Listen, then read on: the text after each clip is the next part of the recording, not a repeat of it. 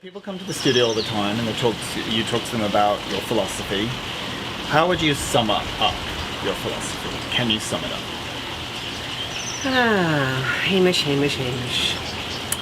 My philosophy is to create a life, It's much more interesting for me to see people come in to my office, to come into my class, excited to create a life and to bring themselves into it, to let the relationship guide them, which allows the need to occur. Mm-hmm. The fascinating thing to me has always been that actors are so busy wanting to find the objectives and trying to break down the scene, and they do all this this whole thing when it comes to script analysis. Mm-hmm. And they don't understand that if your connection is strong, right, and you know the reason why you're walking into the room, so much is taken care of. Mm-hmm. I mean, basically, because being in the present can occur.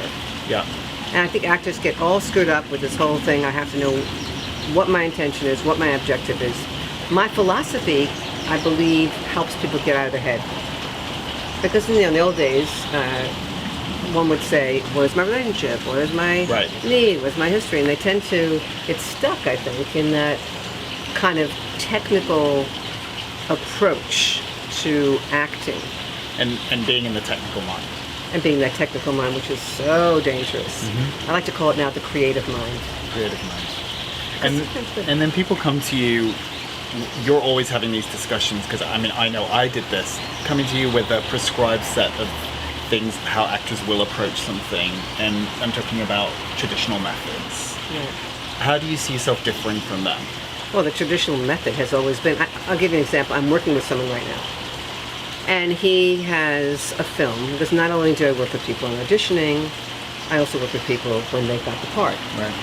And he is so controlled by the technical aspect of finding the beats. Mm-hmm. Wondering what the director's going to want when they shoot the scene. That everything he does is in hope that the director and the producer will love what they do. Yeah. So they're not really creating. They're not allowing themselves to jump into the life. And they're certainly not creating the slices that are in between or that come previous to that slice that they're creating. I remember talking to you when we first met about substitution. And when was that? That was a long time ago now. 1,000 years ago. You're getting older, baby. Yeah, so true. Not that I am. I'm not getting older. You're the one's getting older. But I remember talking to you about substitution and how it was a crux for me. It would be what I would. Yeah. It would be my go-to when I had a script. You don't do that anymore, huh? And I don't do that anymore. Why? Let me interview you. Why is that? Well, it's just so limiting. Why is that? It was limiting for me. There wasn't any opportunity to go anywhere. Yeah, you know? yeah, I find it very limiting. But a lot of actors come to you and they still say to you they want to do that, or those are the things that they want to do. Yeah. And how do you get them out of it? Well, it's interesting that I had this discussion the other day with someone else I'm working on a movie with, and that's his way of approach has always been substitution. Yeah. And I said, when you substitute, you are limiting your imagination. Yeah. And I think that's what is interesting is even though I've worked with him before, he still doesn't understand what that's about. He doesn't get it. So I'm going to explain it to you so people can understand it. I think. See, there are teachers that believe only in imagination. Mm-hmm. Don't use anything about yourself. Just completely use your imagination. Then there are coaches that believe, don't worry about imagination. Get yourself totally in the personalization and think about your own stuff and use that. Mm-hmm. Then there's me, Margie. I like to combine. I like use my stuff, let my personal stuff happen, and let that grow into your imagination. Right.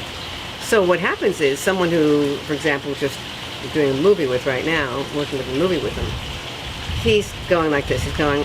It's kind of a sad movie, and his wife is dying, and he starts crying and getting upset. I said, "What's going on?" He said, "Well, I had a breakup with my girlfriend a couple years ago, and this reminds me of it." And I said, "That's okay, because that's personalization. That stuff is coming up. Use that. I mean, that's really good. Use that stuff because when you're personal, you get a chance to really explore your stuff. It's a part of you. You are underneath that character, Right. so use it. But what he's used to doing then is he keeps going back to it. Right. So, but wait a second. This woman you're with, she's not dying. This woman that you're with, you didn't meet her on the beach somewhere. So you need to continue your imagination, and then you are no longer substituting. Does that make sense to you? Yeah. Is it clear? Yeah. I hope And so. in terms of the emotional life, you know, it's if you're trying to put sort of labels on things and you're trying to put it into certain boxes, it's never going to feel the way it should. Yeah, it's wonderful. An actor loves to feel things, because when an actor feels something, they go, "Oh, I'm so good at this. I'm so talented. I'm so successful." And yes, that's really nice, but it's not enough, because there's the creation of the life. There's the circumstances. There's the situation that's completely different than your life. Yeah. You're living the life of somebody who's a murderer. You don't live that life, hopefully. Well, you got to live that life. You can't just, oh, I know what it's like to hate somebody, I'll just use that. Yeah. You know, it's so limiting. Yeah. And also, it doesn't honor the life you're creating. Yeah, and Right. this is, to me, the most exciting part of the whole thing. You know, honoring is beautiful, but why do we do this? You have to ask, why do actors get into this business? I would ask you that question. Why do you think actors get into this business? Well, I think it's about communication. It's about being heard and finding ways to. Right, be but heard. do you think most actors really go to that place? I think my fear is that most actors Right. go to the places, oh, I want to be a star. I want to be on a TV show. I want to, you know, Yeah, I think they want that the validation. validation. And then it ends up happening is they're not really doing what they really will be most joyful in, which is, wow, I get to live the life of somebody who's Right. a doctor, or who's living in Italy and having the most romantic affair, and all the things. That's why you become an actor, to create other people's lives. It's interesting because I know that we had an actor that was talking to you and me about a life that they were living, which was very emotional. It was, you know, very heavy size. And I know that they were coming to you, talking to you about, you know, feeling that sense of using too much of themselves, and it being a dangerous, not Very- a pleasant, fun experience in Right. creating. And they were in a dark place for a couple of weeks, Well, you know? there's a couple of things I say about that. Number one,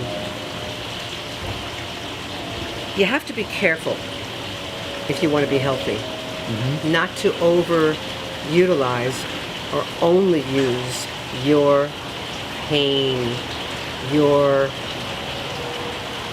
sadness, your depressions, because what ends up happening is you could be an unhealthy person. Yeah. So when you use it within the life of the person, then you have to throw it away and go get some ice cream.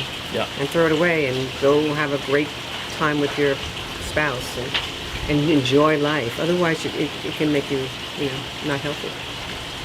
Thank you. Good to see you, my darling. Not that I don't see you every single day. Yeah, Thank you, we Hamish. spent a lot of time together. I know. Luckily, I like him.